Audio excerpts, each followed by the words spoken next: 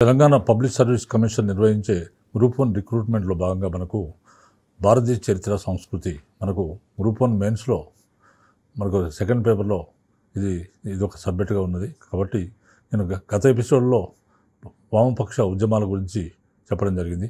వామపక్ష వాళ్ళు అంటే కమ్యూనిస్టు సోషలిస్టులు ఏ విధంగా అవతరించారు, ఏ విధంగా సోషలిస్టు భావాలు అనేవి వెలుగులోకి వచ్చాయి అనే అంశాన్ని మనకు ఈ సోషలిస్టుల పాత్ర, భారత స్వాతంత్రోద్యమంలో సోషలిస్టుల పాత్ర అనేది అంచనా వేయమనేది ఒక ప్రశ్న. అయితే దీనిలో మనకు వామపక్షాలు ఏ విధంగా ఉద్భవించాయి, మరి బ్రిటిష్ వారి కాలంలో అనేది మనకు భారతదేశంలో ఏ విధంగా వచ్చాయి, వాటి పరిణామ దశల గురించి లాస్ట్ ఎపిసోడ్లో చెప్పడం జరిగింది.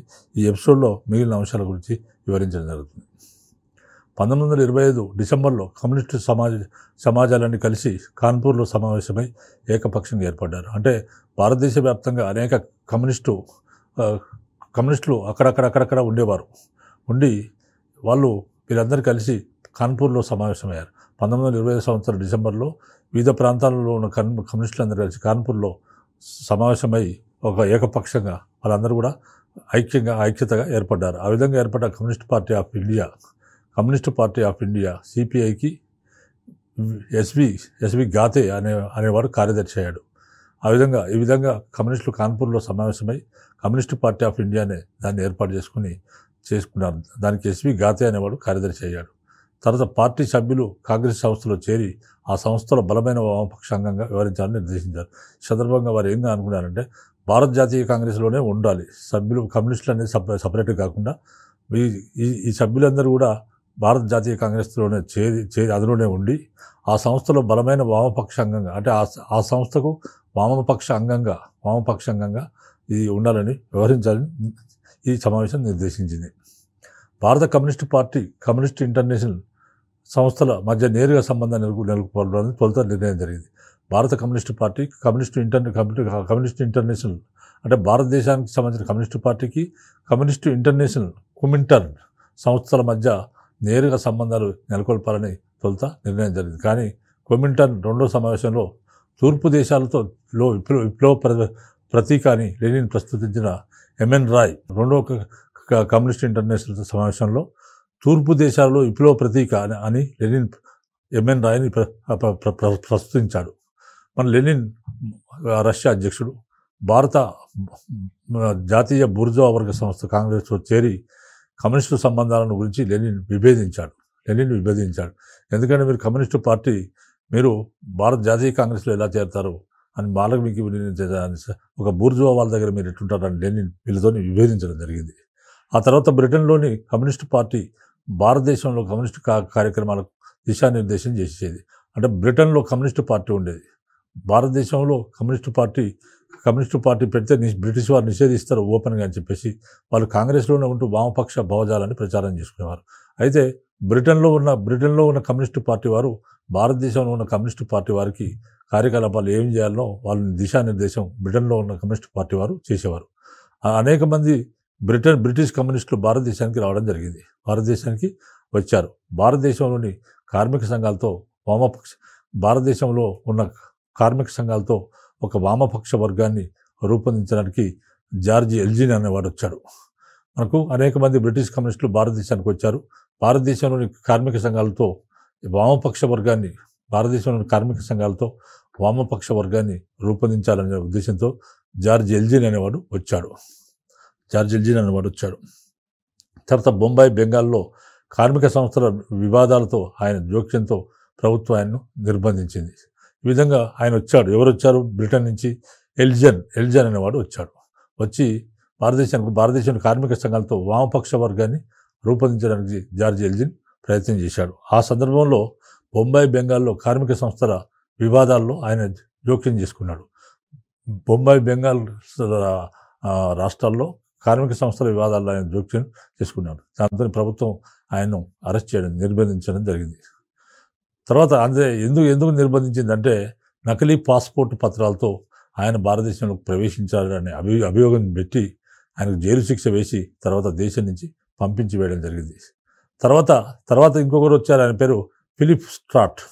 తర్వాత వచ్చినవాడు ఫిలిప్ స్ట్రాట్. తర్వాత రెండో వాడు బెంజమిన్ ఫ్రాన్సిస్ బెంజమిన్ ఫ్రాన్సిస్, మూడోవాడు బ్రాడ్లీలు. తర్వాత వచ్చిన వారు ఫిలిప్ స్ట్రాట్, బెంజమిన్ ఫ్రాన్సిస్, తర్వాత బ్రాడ్లీలు ముగ్గురు వచ్చారు. వీళ్ళు కార్మిక కర్షక పక్షాన్ని నెలకొల్పారు.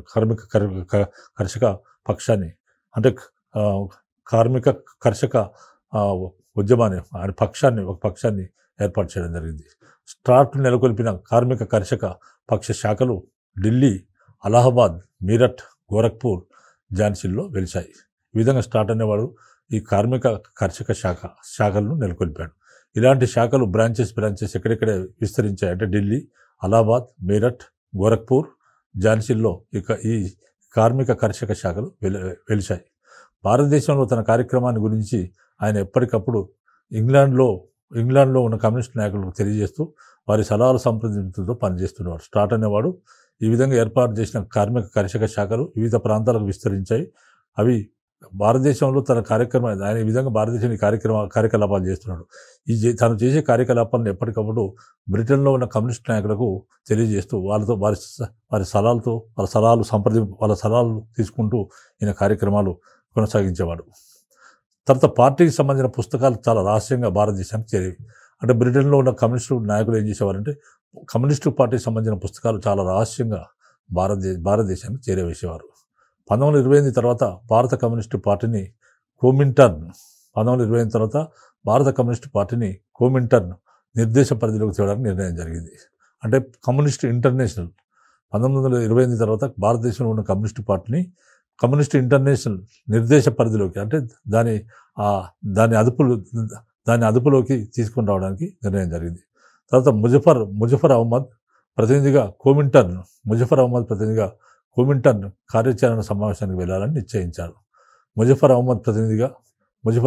అహ్మద్ అనేవాడు ఇక్కడ ప్రతినిధిగా ఈయన మన భారతదేశ కమ్యూనిస్టు పార్టీ ప్రతినిధిగా ఆయన కోమింటర్న్ అంటే కమ్యూనిస్ట్ ఇంటర్నేషనల్ కార్యాచరణ సమావేశానికి కమ్యూనిస్ట్ ఇంటర్నేషనల్ కార్యాచరణ సమావేశానికి వెళ్ళాలని నిశ్చయించారు.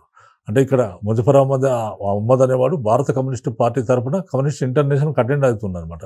కోమింటర్న్కు కార్యాచరణ సమావేశాన్ని వెళ్ళాలని నిర్ణయించడం జరిగింది. ఈ దశలో కమ్యూనిస్టు పార్టీ కార్మిక సంఘాలపై ప్రాబల్యం నెలకొల్పడానికి ఎక్కువ ప్రాధాన్యం ఇచ్చింది. ఈ దశలో కమ్యూనిస్టు పార్టీ కార్మిక సంఘాలపై ప్రాబల్యం నెలకొల్పడానికి ఎక్కువ ప్రాధాన్యం ఇచ్చింది. కమ్యూనిస్టు పార్టీ కార్మిక సంఘాలపై అంటే వీళ్ళు కమ్యూనిస్టులు ఏం చేశారంటే కార్మిక సంఘాలపై తమ ప్రాబల్యం తమ పట్టు ఉండాలని వాళ్ళ దానికి ప్రాధాన్యం ఇవ్వడం జరిగింది. తర్వాత మీరట్ కుట్ర కేసు జరిగింది. మీరట్ కుట్ర కేసులో 1929 మార్చి 20 స్ట్రాట్, బ్రాడ్లీ, ముజఫర్ అహ్మద్, షౌకత్ ఉస్మానీ, డాంగే మొదలైన 31 మంది కమ్యూనిస్ట్ కార్యకర్తలను ప్రభుత్వం అరెస్ట్ చేసింది. అంటే వీళ్ళు స్ట్రాట్, బ్రాడ్లీ, ముజఫర్ అహ్మద్, బ్రాడ్లీ ఇద్దరు కూడా బ్రిటన్ కమ్యూనిస్ట్ నాయకులు. మీరట్ కుట్ర కేసు బనాయించింది ప్రభుత్వం. ఎందుకంటే వీళ్ళు కమ్యూనిస్టులు భారతదేశంలో కార్యకలాపాలు చేస్తున్నారు. ఇది బ్రిటిష్ ప్రభుత్వాన్ని మనుగడకు చాలా కష్టమని చెప్పేసి వీళ్ళపైన మీరట్ కుట్ర కేసు బనాయించింది. 1929 మార్చి 20 ఈ మీరట్ కుట్ర కేసును బనాయించి దాంట్లో స్ట్రాటు, బ్రాడ్లీ, ముజఫర్ అహ్మద్, షౌకత్ ఉస్మానీ, డాంగే మొదలైన 31 మంది కమ్యూనిస్ట్ కార్యకర్తలను నాయకులను ప్రభుత్వం అరెస్ట్ చేసింది. తర్వాత కోమింటర్న్ ప్రోద్బలాలతో దేశాల్లో అలజడులు, సమ్మెలు జరిపి అస్థిరతను సృష్టించి విప్లవాలు జరిపి తద్వారా ప్రభుత్వాలను కూలదోసి కార్మిక రిపబ్లిక్ను స్థాపించడానికి కుట్ర జరుగుతున్నది. అరెస్ట్ అయిన వారిలో కుట్రలో భాగస్వాములు ఉన్నారని అభియోగం మోపడం జరిగింది. వీళ్ళ మీద ఏం చెప్పి అభియోగం మోపారంటే వీళ్ళు ఏం చేస్తారు కమ్యూనిస్ట్ ఇంటర్నేషనల్ ప్రోత్సాహంతో అది ఎంకరేజ్ చేస్తుంది, ప్రోద్బలంతో ఏం చేస్తుంది దేశాల్లో అలజడులు రేపాలని, సమ్మెలు జరిపి అస్థిరతను సృష్టించాలని, విప్లవాలు జరిపి తద్వారా ప్రభుత్వాలను కూలదోసి కార్మిక రిపబ్లికన్ స్థాపించడానికి కుట్ర జరుగుతుందని ప్రభుత్వం అభియోగాలను వీరిపైన మోపి వీరిని అరెస్ట్ చేశామని చెప్పింది. ఈ విధంగా అరెస్ట్ అయిన వారి కుట్రలో భాగస్వాములని అభియోగం మోపింది. వీరు ఇవన్నీ చేయడానికి కమ్యూనిస్ట్ ఇంటర్నేషనల్ వీరికి చెప్తుంది అలజడులు రేపమని, అస్థిరత పాలు చేయమని, విప్లవాలు జరపమని, ప్రభుత్వాలను గురదోయమని ఈ విధంగా మనం చెప్తుంది కాబట్టి మీరందరినీ కూడా చేశామని చెప్పేసి బ్రిటిష్ ప్రభుత్వం తెలియజేసింది. సోదాలు జరిపి అందుకు సాక్ష్యంగా లభించిన ఆధారాల ప్రాతిపదికపై విచారణ జరిపింది. సోదాలు జరిపి చెకింగ్ చేశాం, అందుకు సాక్ష్యంగా వాళ్ళ దగ్గర ఆధారాలు కూడా లభించాయి, అందుకనే వాళ్ళని అరెస్ట్ చేశామని కూడా చెప్పింది. 1933లో వెలువడ్డ తీర్పులో నలుగురు మినహా మిగతా వారందరికీ వివిధ కాలాలకు జైలు శిక్ష విధించడం జరిగింది. 1933 సంవత్సరంలో ఒక తీర్పు వచ్చింది, కోర్టు జడ్జిమెంట్ వచ్చింది. ఆ జడ్జిమెంట్లో ఏమొచ్చిందంటే ఒక నలుగురు తీసేశారు, మిగిలిన నలుగురు మినహా మిగతా 27 మందికి వివిధ కాలాలకు జైలు శిక్ష వాళ్ళకు విధించడం జరిగింది. అలహాబాద్ హైకోర్టు తీర్పును ధృవీకరించింది. అలహాబాద్ హైకోర్టు ఈ తీర్పును ధృవీకరించింది, కానీ శిక్ష కాలాన్ని కొంచెం తగ్గించింది. అలహాబాద్ అంటే వీళ్ళు హైకోర్టుకు వెళ్ళారు. అలహాబాద్లో ఉన్న హైకోర్టుకు వెళ్తే హైకోర్టు ఈ కింది కోర్టు ఇచ్చిన తీర్పును ధృవీకరించింది, కానీ శిక్ష కాలాన్ని కొంచెం తగ్గించింది. తర్వాత మీరట్ కుట్ర కేసు ఖైదీల పట్ల కాంగ్రెస్ నాయకులు సానుభూతి చూపారు. ఈ విధంగా మీరట్ కుట్ర కేసులో ఎవరైతే ఇరుక్కున్నారో ఈ ఖైదీల పట్ల నానాటి జాతీయ కాంగ్రెస్ నాయకులు సానుభూతి చూపడం జరిగింది. తర్వాత వీరికి న్యాయపరమైన సలహా సంప్రదింపులు ఇవ్వడానికి సంసిద్ధత వాళ్ళు వ్యక్తం చేశారు. వాళ్ళు ఒప్పుకున్నారు, న్యాయపరమైన సలహా సంప్రదింపులు ఇస్తామని వాళ్ళు ఒప్పుకోవడం జరిగింది. తర్వాత మీరట్ కుట్ర కేసు భారత కమ్యూనిస్టు పార్టీ పురోగతిని ఆటంకపరిచిందని చెప్పవచ్చు. ఎందుకంటే మీరట్ కుట్ర కేసు భారత కమ్యూనిస్టు పార్టీ పురోగతిని, అంటే భారతదేశంలో కమ్యూనిస్టు పార్టీ మంచిగా డెవలప్ అవుతున్న కాలంలో, మంచిగా ఎదిగిన కాలంలోనే ఈ మీరట్ కుట్ర కేసులో ప్రభుత్వం వాళ్ళను ఇరికించింది. కాబట్టి ఇక్కడ భారతదేశంలో ఉన్న కమ్యూనిస్టు పార్టీ దాని అభివృద్ధికి పెద్ద ఆటంకంగా మీరట్ కేసు భావించవచ్చు. 1935 వరకు కాంగ్రెస్ నిర్వహిస్తున్న ఉద్యమంలో వీరు ఆసక్తి చూపలేదు. 1935 సంవత్సరం వరకు భారత జాతీయ కాంగ్రెస్ నిర్వహిస్తున్న ఉద్యమంలో వీరు ఆసక్తి చూపలేదు, వీరు ఇంట్రెస్ట్ చూపలేదు. తర్వాత విదేశీ వస్తు బహిష్కార సందర్భంలో మనకు స్వాతంత్రోద్యమంలో భాగంగా విదేశీ వస్తువులను బహిష్కరించడం జరిగింది. విదేశీ వస్తు బహిష్కార సందర్భంలో విదేశీ కార్మికుల పట్ల సానుభూతి చూపుతూ విదేశీ వినియోగాన్ని ప్రచారం చేశారు. విదేశీ వస్తు బహిష్కార సందర్భంలో విదేశీ కార్మికుల పట్ల సానుభూతి చూపుతూ విదేశీ వినియోగాన్ని ప్రచారం చేయడం జరిగింది. 1934 ఏప్రిల్లో సమ్మెకు పిలుపునిచ్చిన సందర్భంలో ప్రభుత్వం కమ్యూనిస్టు పార్టీ నియంత్రణలోని 12 కార్మిక సంఘాలను నిషేధించింది. 1934 ఏప్రిల్లో ఒక సమ్మెకు పిలుపునిచ్చారట. ఆ సమ్మెకు కమ్యూనిస్టు పార్టీ కార్మిక సంఘాలు పిలుపునిచ్చాయి. కాబట్టి 1934 ఏప్రిల్లో ఎవరైతే కమ్యూనిస్టు పార్టీ సమ్మెకు పిలుపునిచ్చింది, ఆ సందర్భంలో ప్రభుత్వం కమ్యూనిస్టు పార్టీ నియంత్రణలో ఉన్న 12 కార్మిక సంఘాలను కూడా బ్రిటిష్ ప్రభుత్వం నిషేధించింది. 1936లో ఫామే దత్ బ్రాడ్లీలు సామ్రాజ్యవాద వ్యతిరేక ప్రజా సంఘటన అనే వ్యూహపత్రాన్ని ప్రచురించారు. 1936 సంవత్సరంలో ఫామే దత్ మరియు ఇంకోడు బ్రాడ్లీ అనేవారు సామ్రాజ్యవాద వ్యతిరేక ప్రజా సంఘటన, ఫామే దత్ బ్రాడ్లీ అనే ఇద్దరు కూడా సామ్రాజ్యవాద వ్యతిరేక ప్రజా సంఘటన అనే వ్యూహపత్రాన్ని ప్రచురించారు. సామ్రాజ్యవాద వ్యతిరేక ప్రజా సంఘటన ఒక వ్యూహపత్రాన్ని వీళ్ళు ఒక ఆర్టికల్ను ప్రచురించారు. అందులో భారత కమ్యూనిస్టు కాంగ్రెస్ సంస్థ నిర్వహిస్తున్న ఉద్యమంలో పాల్గొంటూ వీళ్ళు ఏం చేశారు, కమ్యూనిస్టు పార్టీని ఎప్పుడైతే నిషేధించారు, దాంతో భారత కమ్యూనిస్టులు ఏం చేశారు, భారత జాతీయ కాంగ్రెస్ సంస్థ నిర్వహిస్తున్న ఉద్యమంలో వీళ్ళు కూడా పాల్గొనడం మొదలుపెట్టారు. భారత జాతీయ కాంగ్రెస్లో కొనసాగుతూ కాంగ్రెస్లో బలమైన వామపక్ష వర్గాన్ని ఏర్పాటు చేయాలని సూచన చేయడం జరిగింది. కాంగ్రెస్లోని వామపక్షము కాంగ్రెస్ సోషలిస్ట్ పార్టీతో కలిసి కార్మిక సంఘాలను కలుపుకొని ఒక ఉమ్మడి కార్యక్రమం ప్రాతిపదికగా కాంగ్రెస్తో కలిసి పనిచేయాలని భావించారు.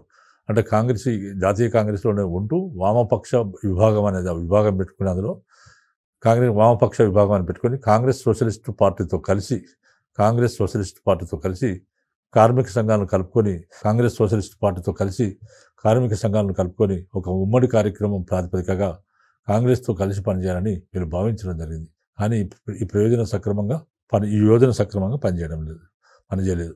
గాంధీ నాయకత్వ వైఫల్యం కారణంగా లాహోర్ కాంగ్రెస్ తీర్మాన అంశాలు సంపూర్ణ స్వరాజ్యము, సామ్రాజ్యవాద వ్యతిరేకత బలహీనమవుతున్నాయని కమ్యూనిస్టులు విమర్శించడం జరిగింది. గాంధీ నాయకత్వం విషయంలో ఫెయిల్యూర్ అయ్యాడు. ఈ విధంగా ఫెయిల్యూర్ కావడం కారణంగా లాహోర్ కాంగ్రెస్ తీర్మాన అంశాలు పూర్ణ స్వరాజ్యాన్ని తీర్మానం చేయడం జరిగింది. ఈ అంశాలు సంపూర్ణ స్వరాజ్యము, సామ్రాజ్యవాద వ్యతిరేకత బలహీనమవుతున్నాయని కమ్యూనిస్టులు తీవ్రంగా విమర్శించడం జరిగింది. జవహర్లాల్ నెహ్రూ, సుభాష్ చంద్రబోస్, జయప్రకాష్ నారాయణ వంటి యువ నాయకుల సహాయంతో కమ్యూనిస్టు పార్టీ తమ ప్రాబల్యం పెంచుకోవాలని ప్రయత్నం చేసింది. ఈనాటి యువ నాయకులు ఎవరు? జవహర్లాల్ నెహ్రూ, సుభాష్ చంద్రబోస్, జయప్రకాష్ నారాయణ వంటి వీరందరూ యువ నాయకులు. ఆ రోజుల్లో ఈనాటి యువ నాయకుల సాయంతో కమ్యూనిస్ట్ పార్టీ తన ప్రాబల్యాన్ని పెంచుకోవాలని ప్రయత్నం చేసింది. తర్వాత జయప్రకాష్ నారాయణ్ ఆధ్వర్యంలో కాంగ్రెస్ సోషలిస్ట్ పార్టీ కమ్యూనిస్టుల సభ్యత్వానికి స్వాగతించడంతో కమ్యూనిస్టులు కొంతవరకు తమ ప్రాబల్యాన్ని పెంచుకున్నారు. అంటే జయప్రకాష్ నారాయణ నాయకత్వంలో కాంగ్రెస్ సోషలిస్ట్ పార్టీ కమ్యూనిస్టుల సభ్యత్వానికి స్వాగతించారు. దాంతో కమ్యూనిస్టులు కొంతవరకు తమ ప్రాబల్యాన్ని పెంచుకోవడం జరిగింది. 1931-34 కాలంలో కాంగ్రెస్ సోషలిస్ట్ పార్టీని 1931-34 సంవత్సరాల కాలంలో కాంగ్రెస్ సోషలిస్ట్ పార్టీని కాంగ్రెస్లో ఉంటూ గాంధీ నినాదాలను అంగీకరించని కాంగ్రెస్ కార్యకర్తలు ఆరంభించారు. 1931-34 అంటే 3 సంవత్సరాల్లో కాంగ్రెస్ సోషలిస్ట్ పార్టీ అనే దాన్ని కాంగ్రెస్లో ఉంటూ గాంధీ విధానాలను అంగీకరించని కాంగ్రెస్ కార్యకర్తలు కొంతమంది ఉన్నారు. కాంగ్రెస్లో ఉంటూ గాంధీ విధానాలను వాళ్ళు అనుసరించి కాంగ్రెస్ సభ్యులే కానీ గాంధీ వివాదాలను వారు అంగీకరించరు. అలాంటి అంగీకరించే కొందరు కాంగ్రెస్ కార్యకర్తలు ఉన్నారు. వాళ్ళు కాంగ్రెస్ సోషలిస్ట్ పార్టీని వారు ఆరంభించడం జరిగింది. ఆ విధంగా వీరందరూ కూడా అంటే కాంగ్రెస్ సభ్యులుగానే, జాతీయ కాంగ్రెస్ సభ్యులుగానే ఉంటారు. కానీ వారికి గాంధీ విధానాలు, గాంధీ పద్ధతులు వాళ్ళు నచ్చవు. అందుకని గాంధీ విధానాలను ఎవరైతే అంగీకరించని వాళ్ళు ఎవరైతే ఉన్నారో వాళ్ళందరూ కాంగ్రెస్ సోషలిస్ట్ పార్టీ అనే దాన్ని ఏర్పాటు చేసుకున్నారు. తర్వాత వర్గ ప్రాతిపదికపై కార్మిక కర్షకుల్ని సమీకరించారు. వర్గ ప్రాతిపదికపై వీళ్ళకి ఈ వర్గ పోరాటం చేయడం కొరకు కార్మిక కర్షకులను మొత్తం కూడా సమీకరించారు. వాళ్ళని రెడీ చేశారు. వీళ్ళని రెడీ చేసి స్వాతంత్రోద్యమాన్ని, కార్మిక కర్షకుల్ని సమీకరించి స్వాతంత్రోద్యమాన్ని నడపాలని వారు భావించడం జరిగింది. తర్వాత జయప్రకాష్ నారాయణ కార్యదర్శిగా ఉన్న ఈ వామపక్షం సంస్థలో ఈ వామపక్ష సంస్థలో అంటే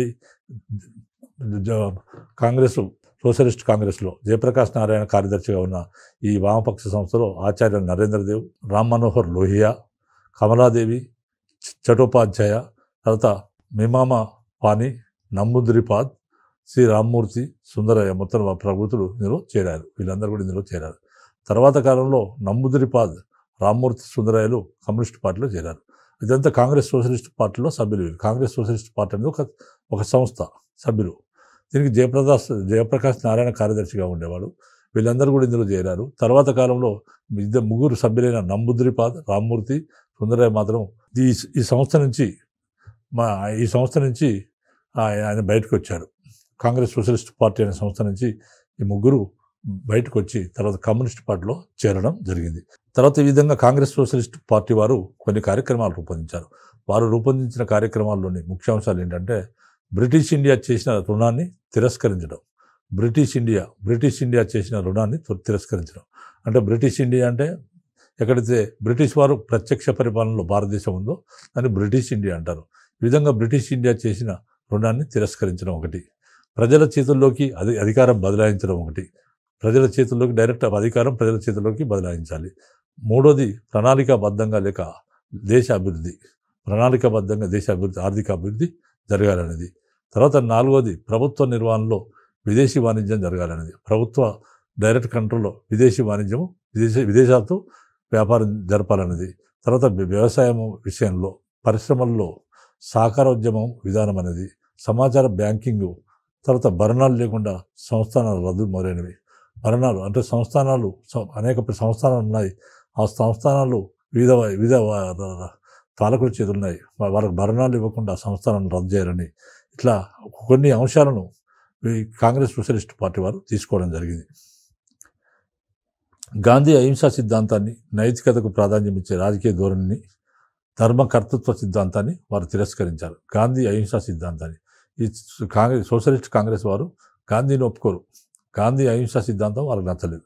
గాంధీ అహింసా సిద్ధాంతాన్ని, నైతికతకు ప్రాధాన్యం ఇచ్చే రాజకీయ ధోరణిని, నైతికతకు ప్రాధాన్యం ఇచ్చే రాజకీయ ధోరణిని, తర్వాత ధర్మకర్తృత్వ సిద్ధాంతాన్ని వారు తిరస్కరించడం జరిగింది. వారు తిరస్కరించారు. ఆయన కాంగ్రెస్ సంస్థకు వారు విధేయులుగా ఉంటూ కార్మిక కర్షక వర్గాన్ని సంస్థలో చేర్చి ఉద్యమ ప్రాతిపదికన విస్తరించాలని వారి సిద్ధాంతం. అంటే గాంధీ అహింసా సిద్ధాంతాన్ని వాళ్ళు ఒప్పుకోరు. వాళ్ళు కాంగ్రెస్లోనే ఉంటారు, కానీ గాంధీ అహింసా సిద్ధాంతాన్ని వాళ్ళు నచ్చదు. తర్వాత నైతికతకు ప్రాధాన్యం ఇచ్చే రాజకీయ ధోరణిని, తర్వాత ధర్మకర్తృత్వ సిద్ధాంతాన్ని వారు తిరస్కరించడం జరిగింది.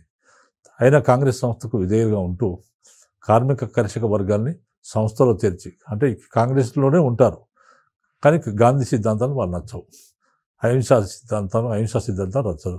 వాళ్ళు హింసావాదం గుండా ఉన్నారు. అయినా కాంగ్రెస్ సంస్థకు వారు అందులోనే ఉంటూ కార్మిక కర్షక వర్గాల్ని సంస్థలో చేర్చి ఉద్యమ ప్రాతిపదికన విస్తరించాలని వారి సిద్ధాంతం. 1935 భారత ప్రభుత్వ చట్టాన్ని వారు తిరస్కరించారు. 1935 సంవత్సరంలో భారత ప్రభుత్వ చట్టాన్ని చేయడం జరిగింది. బ్రిటిష్ వారు భారత ప్రభుత్వ చట్టాన్ని చేశారు. ఆ విధంగా బ్రిటిష్ వారు చేసిన భారత ప్రభుత్వ చట్టాన్ని వీరు సోషలిస్ట్ కాంగ్రెస్ వారు తిరస్కరించడం జరిగింది. తర్వాత కిసాన్ సభలను ఏర్పాటు చేయడము, తర్వాత వ్యవసాయక రైతాంగానికి అనుకూలమైన సంస్కరణలు కావాలని వాదించారు. కిసాన్ సభలను ఏర్పాటు చేయాలి. వ్యవసాయం చేసే రైతులకు అనుకూలమైన సంస్కరణలు చేయాలని కూడా వీళ్ళు వాదించడం జరిగింది. తర్వాత గాంధీ మార్గము ఆయన అవసరం కూడా మూసింది. తర్వాత సోషలిజం సిద్ధాంతాలపై ఆధారపడి ముందుకు సాగాలని జయప్రకాష్ నారాయణ పిలుపునిచ్చాడు. సోషలిజం సిద్ధాంతాలపై ఆధారపడి ముందుకు సాగాలని అనే విషయాన్ని జయప్రకాష్ నారాయణ ఈ విధంగా చేయాలని పిలుపునివ్వడం జరిగింది. వీరితో భావస్వారూప్యం గల జవహర్లాల్ నెహ్రూ కాంగ్రెస్ అధ్యక్షుడైన తర్వాత జయప్రకాష్ నారాయణ్, నరేంద్ర దేవ్, అచ్యుత పట్వర్ధన్లను కాంగ్రెస్ వర్కింగ్ కమిటీలో చేర్చడం జరిగింది. వీరిలో కొంతమందికి భావస్వారూప్యం ఉంది. కొందరి భావాలు ఒకటే అనమాట. వీరి భావస్వారూప్యంలో గల జవహర్లాల్ నెహ్రూ కూడా వీరితో భావస్వారూప్యం ఉంది. భావస్వారూప్యం గల జవహర్లాల్ నెహ్రూ కాంగ్రెస్ అధ్యక్షుడైన తర్వాత అధ్యక్షుడయ్యాడు. ఆయన కాంగ్రెస్కు అధ్యక్షుడు అయిన తర్వాత జయప్రకాష్ నారాయణ, నరేంద్ర దేవ్, అచ్యుత పట్వర్ధన్లను కాంగ్రెస్ వర్కింగ్ కమిటీలో చేర్చడం జరిగింది. ఆయన కాంగ్రెస్ ప్రెసిడెంట్ అయింది కాబట్టి వీళ్ళందరూ కూడా భావస్వారూప్యత ఉంది. జవహర్లాల్ నెహ్రూకు, తర్వాత జయప్రకాష్ నారాయణకు, నరేంద్ర దేవ్కు, అచ్యుత పట్వర్ధన్కు. ఎప్పుడైతే జవహర్లాల్ నెహ్రూ కాంగ్రెస్కి అధ్యక్షుడు అయ్యాడో అప్పుడే మాకు ఈ అందరూ ఒకటే భావస్వారూప్యత ఉన్నవారని చెప్పేసి వాళ్ళందరినీ వర్కింగ్ కాంగ్రెస్ కమిటీలో చేర్చడం జరిగింది. కానీ గాంధీ ఈ పరిణామాన్ని తీవ్రంగా వ్యతిరేకించాడు. మహాత్మా గాంధీ ఈ విధంగా జవహర్లాల్ నెహ్రూ చేర్చిన తర్వాత ఈ పరిణామాన్ని మహాత్మా గాంధీ తీవ్రంగా వ్యతిరేకించి తాను నా నాయకత్వం నుంచి తప్పుకుంటానని ప్రకటించాడు. ఈ విధంగా చేసినప్పుడు మహాత్మా గాంధీ దీన్ని తీవ్రంగా వ్యతిరేకించి తన నాయకత్వం నుంచి తప్పుకుంటాను, తాను స్వతంత్రోద్యమ నాయకత్వం నుంచి తాను తప్పుకుంటానని ఆయన ప్రకటించడం జరిగింది. తర్వాత కాంగ్రెస్ సోషలిస్ట్ పార్టీల వర్గ పోరాటం, హింసా మార్గాన్ని తాను ఉన్నంతకాలం కాంగ్రెస్ అంగీకరించదని తెలిపాడు. కాంగ్రెస్ సోషలిస్టుల వర్గ పోరాటం, కాంగ్రెస్ సోషలిస్ట్ పార్టీల వర్గ పోరాటం, హింసా మార్గాన్ని తాను ఉన్నంతకాలం అంటే మహాత్మా గాంధీ ఉన్నంతకాలము కాంగ్రెస్ అంగీకరించదని మహాత్మా గాంధీ తెలియజేయడం జరిగింది. తర్వాత రెండవ ప్రపంచ యుద్ధ కాలంలో కాంగ్రెస్ సోషలిస్టు వర్గాలు కలిసి పనిచేశాయి. రెండవ ప్రపంచ యుద్ధం 1939-45 సంవత్సరాల మధ్య జరిగిన రెండవ ప్రపంచ యుద్ధ కాలంలో కాంగ్రెస్ సోషలిస్టు వర్గాలు కలిసి పనిచేశాయి. ఆనాడు పనిచేయడం జరిగింది. తర్వాత 1940 తర్వాత జయప్రకాష్ నారాయణ జైలు నుంచి తప్పించుకొని వచ్చి స్వతంత్ర ఉద్యమ కార్యకర్తలు చేరాడు. 1940 తర్వాత రెండవ ప్రపంచ యుద్ధ కాలంలో కాంగ్రెస్ సోషలిస్టు వర్గాలు కలిసి పనిచేశాయి. 1940 తర్వాత జయప్రకాష్ నారాయణ జైలు నుంచి తప్పించుకొని వచ్చాడు. 1940 తర్వాత జయప్రకాష్ నారాయణ జైలు నుంచి తప్పించుకొని వచ్చి స్వాతంత్ర ఉద్యమ కార్యకర్తలతో చేరడం జరిగింది. అయితే సాయుధ ప్రతిఘటన చేపట్టాలని వాదించి బీహార్లో సాయుధ దళాలను రూపొందించాడు. జయప్రకాష్ నారాయణ ఏం చేశాడు? సాయుధ ప్రతిఘటన చేపట్టాలి, సాయుధ అంటే ఆయుధాలు కలిగి ప్రతిఘటన చేయాలి, బ్రిటిష్ వారికి వ్యతిరేకంగా ప్రతిఘటించాలి అని వాదించాడు. ఆయన వాదించి బీహార్లో సాయుధ దళాల్ని ఆయన రూపొందించడం జరిగింది. సాయుధ దళాలు అంటే ఆయుధాలు గల వాళ్ళను సాయుధ దళాలను రూపొందించడం జరిగింది. కానీ కొద్ది కాలంలోనే అతన్ని రామ్ మనోహర్ లోయను ప్రభుత్వం అరెస్ట్ చేసింది. మరి కొద్ది కాలంలో ఈ విధంగా చేయాలని అనుకున్నప్పుడు జయప్రకాష్ నారాయణను మరియు రామ్ మనోహర్ లోయను ప్రభుత్వం కొద్ది కాలంలోనే అరెస్ట్ చేయడం జరిగింది. కాంగ్రెస్లో మౌలిక పరిణామవాదాన్ని కాంగ్రెస్ సోషలిస్ట్ పార్టీ సమీకరించింది. కాంగ్రెస్లో మౌలిక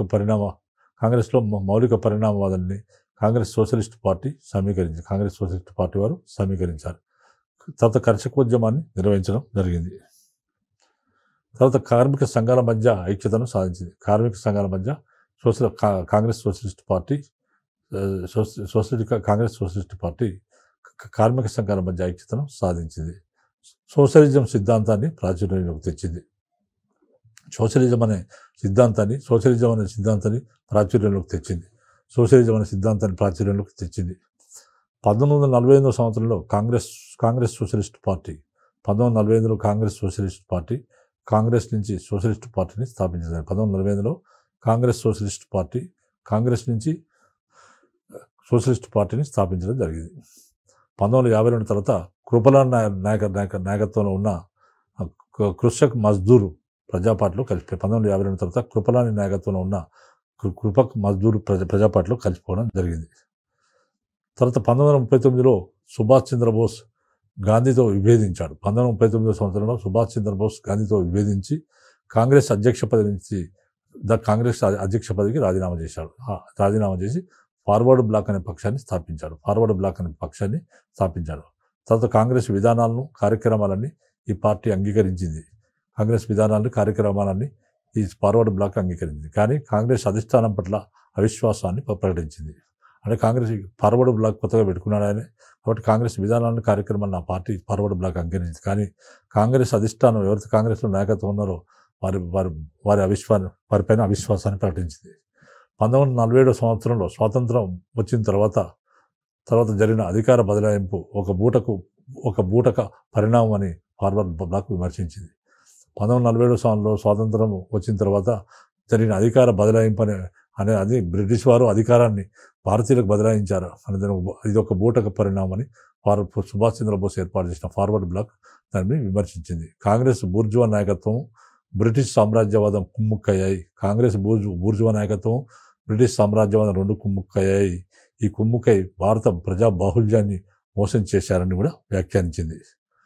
తర్వాత 1940లో ఏర్పడిన విప్లవ సోషలిస్ట్ పార్టీ, 1939లో ఏర్పడ్డ బోల్షివిక్ పార్టీ, 1941 నెలకొన్న బోల్షివిక్ లెనిన్ పార్టీ, 1942లో ఏర్పడిన విప్లవ కమ్యూనిస్టు పార్టీ, ఎంఎన్ రాయ్ స్థాపించిన మౌలిక ప్రజాస్వామ్య పార్టీ, ఇవన్నీ వామపక్ష భావాలు గల రాజకీయ పక్షాలే. Socialist party, communist party, communist party ఎలా ఏర్పడింది, దాని కార్యకలాపాలు ఏంది అనే అంశాన్ని గురించి ఇప్పటివరకు చెప్పడం జరిగింది. కాబట్టి ఇద్దరితోని ఈ ఎపిసోడ్ను ముగిస్తున్నాను.